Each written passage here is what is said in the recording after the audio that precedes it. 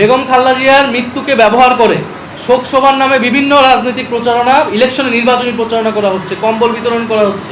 এই সব কিছুর মধ্যে দিয়ে তারা কিন্তু প্রচারণা করছে যেটা ইলেকশন কমিশন দেখেও না দেখার ভান করছে। ফলে আইন শুধু একজনের জন্য হবে, তার জন্য আবার ভুলভাবে ব্যাখ্যা করে আইনের ভুল প্রয়োগ হবে আরেকজনের জন্য, যেখানে সঠিকভাবে প্রয়োগ করার সুযোগ আছে কিন্তু ইলেকশন কমিশন সেই প্রয়োগ করছে না। ফলে এই সামগ্রিক পরিস্থিতি আমাদের ভিতরে উদ্বেগ তৈরি করছে এবং ইলেকশন কমিশনের সামনে গিয়ে বসে থাকলে যদি ইলেকশন কমিশন তাদের পক্ষে অবস্থান নেয় তাহলে কিন্তু আমাদেরকেও তাহলে ইলেকশন কমিশনের সামনে অবস্থান নিতে হবে। কিন্তু আমরা সেই দিকে যেতে চাই না। আমরা চাই না এরকম কোনো মুখোমুখি পরিস্থিতি হোক যেখানে আসলে নির্বাচনের পরিবেশ বিনষ্ট হবে। কিন্তু ইলেকশন কমিশন কিন্তু এই ধরনের একটা মেসেজিং দিচ্ছে যে ইলেকশন কমিশনের সামনে যে অবস্থান গ্রহণ করলে, মত তৈরি করলে ইলেকশন কমিশন তাদের পক্ষে রায় দিবে। ফলে ইলেকশন কমিশন কোনো দলের চাপে, কোনো শক্তির চাপে তারা নতজানু হবে না, এটাই আমাদের প্রত্যাশা থাকবে। যদি এরকমটা হয় তাহলে আমাদেরকেও ইলেকশন কমিশনের বিরুদ্ধে বা এই ধরনের আচরণের বিরুদ্ধে অবস্থান নিতে হবে। অতীতে ইলেকশন কমিশনার যারা দলের পক্ষে অবস্থান নিয়েছে, নির্বাচনের নিরপেক্ষতা রাখতে পারেনি, তাদের পরিণতি কী হয়েছে এই ইলেকশন কমিশন যেটা স্মরণে রাখে।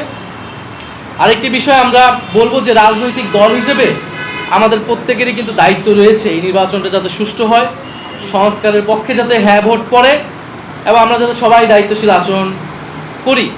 কিন্তু রাজনৈতিক দল হিসেবে কিন্তু বিএনপির থেকে আমরা এই দায়িত্বশীল আচরণ পাচ্ছি না। জনাব তারেক রহমান বাংলাদেশে ফেরত এসে বলেছিলেন যে তার একটা পরিকল্পনা আছে। এখন এই যে একটা স্বাধীন সাংবিধানিক প্রতিষ্ঠান হিসেবে নির্বাচন কমিশনকে চাপ প্রয়োগ করা, এটা কি তার পরিকল্পনার অংশ কিনা, এটা কিন্তু জনগণের মনে প্রশ্ন তৈরি হচ্ছে। মিডিয়াকে নিয়ন্ত্রণ করে এটা কি তার পরিকল্পনার অংশ কিনা, এটা কিন্তু জনগণের মধ্যে প্রশ্ন তৈরি হচ্ছে। নির্বাচনকে একদিকে হেলে ফেলানো, প্রশাসনকে চাপ প্রয়োগ করা, নির্বাচনে যাতে প্রশ্নবিদ্ধ হয়, গণভোটে যাতে নায়ের পক্ষে পড়ে, এগুলো তার পরিকল্পনার অংশ কিনা, এটা কিন্তু আমাদের মধ্যে সবার মধ্যে কিন্তু প্রশ্ন তৈরি হচ্ছে। ফলে যদি তার পরিকল্পনা এটা থাকে যে এই নির্বাচন নিরপেক্ষভাবে হবে না এবং ভোট কেন্দ্র দখল হবে, একটা প্রশাসন দলীয়করণ হবে, ইলেকশন কমিশনকে চাপ দিয়ে তার নিজের দলের পক্ষে রায় নিয়ে আসবে, তাহলে কিন্তু জনগণ এই জিনিসটা মেনে নেবে না, বাংলাদেশের তরুণ সমাজ এই বিষয়টা মেনে নেবে না। ফলে আমরা বলবো যে বাংলাদেশকে নিয়ে এবং তার পরিকল্পনা এটাও কিনা যে ঋণ খেলাপিদের সংসদে নিবে, দ্বৈত নাগরিকতা যাদের রয়েছে তাদেরকে সংসদে নিবে, যারা আবারও ঋণ খেলাপি হবে, যারা আবারও টাকা লুট করবে, ব্যাংক লুট করবে এবং টাকা পাচার করবে তাদের ওই ভিন্ন দেশে।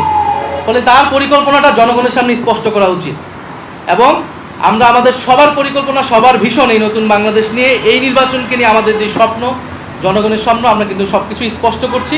আমরা আশা করব যে সবাই যার যার জায়গা থেকে দায়িত্বশীল ভূমিকা পালন করবে এবং সরকার এবং নির্বাচন কমিশন নিরপেক্ষ অবস্থান রাখবে।